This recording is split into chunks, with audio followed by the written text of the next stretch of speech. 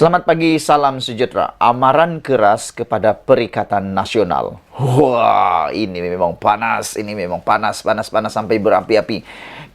Sebelum kita teruskan isu kali ini, jangan lupa kamu tinggalkan komen, kamu tekan butang subscribe untuk mendapatkan isu-isu terkini daripada channel saya. Dan jangan lupa kamu komen tentang isu kali ini ya. Ini isu paling panas. Bayangkan tajuknya saja, amaran keras kepada Perikatan Nasional. Kita boleh tajukkan amaran keras kepada Muhyiddin Yassin dan Hadiah Wangkai ini ya. Saya pun tak tahulah. Kita baca dulu ya. Oke, amaran keras kepada Perikatan Nasional. Jangan ganggu Anwar takbir negara sehingga tahun 2027. Kita ada harapan lah negara yang stabil sehingga 2027. Karena penganalisis politik kemarin mengatakan Datuk Seri Anwar Ibrahim apabila dapat 2/3 di Dewan Parlimen, ini melambangkan negara kita sedang ke arah yang sangat positif. Saya setuju tentang itu. Jadi kita ulang lagi tajuknya. Anda tolong komen tajuk ini. Amaran keras kepada Perikatan Nasional. Jangan ganggu Anwar, takbir negara sehingga tahun 2023.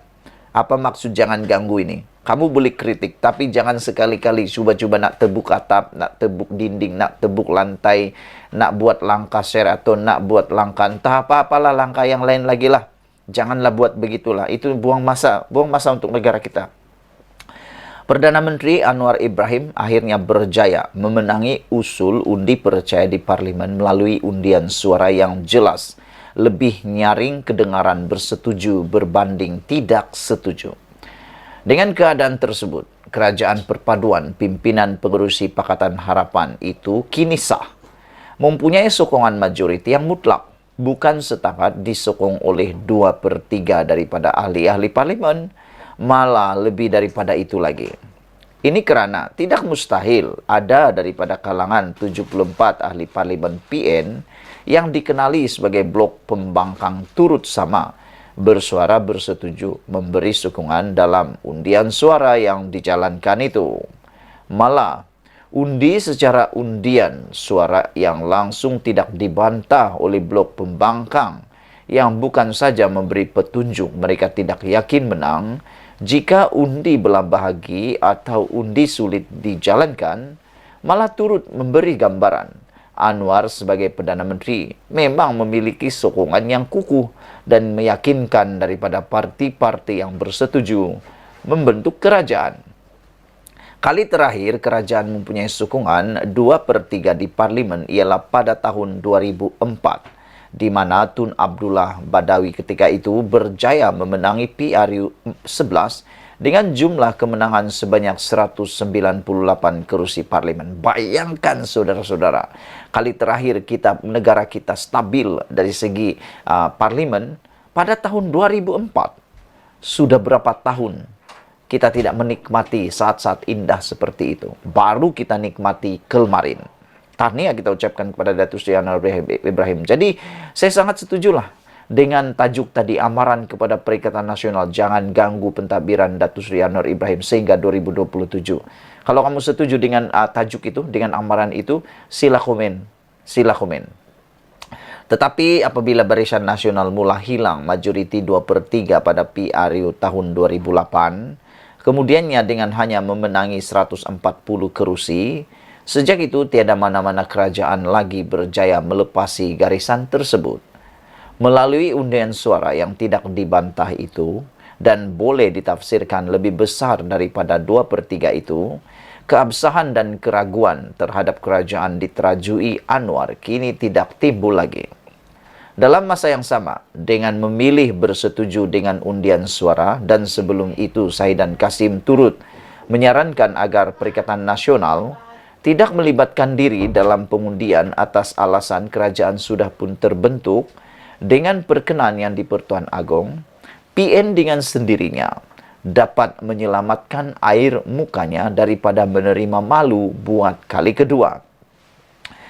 Dalam pemilihan speaker Parlimen pada pagi kemarin, Johari Abdul berjaya memenangi jawatan tersebut dengan memperoleh 147 undi berbanding Raziz Sheikh Ahmad sebanyak 74 undi.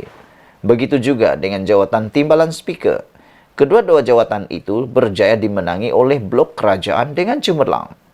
Kalau undian sulit atau belah bahagi dijalankan dalam usul percaya, Anwar dijangka akan memperoleh 148 undi setelah pada sebelah pagi ahli Parlimen Mukah Hanifah Hajar Taib yang dipercayai kurang sihat telah terlewat sampai ke Parlimen lalu terlepas untuk mengundi.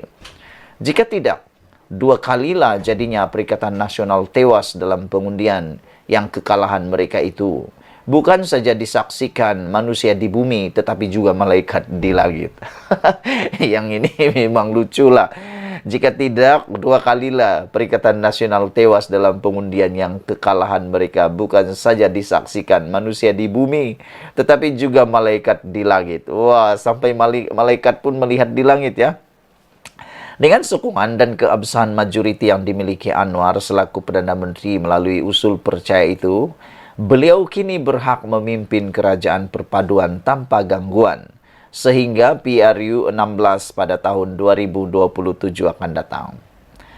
Blok pembangkang jangan lagi cuba-cuba mahu mempertikaikan sokongan yang dimiliki Datuk Seri Anwar Ibrahim.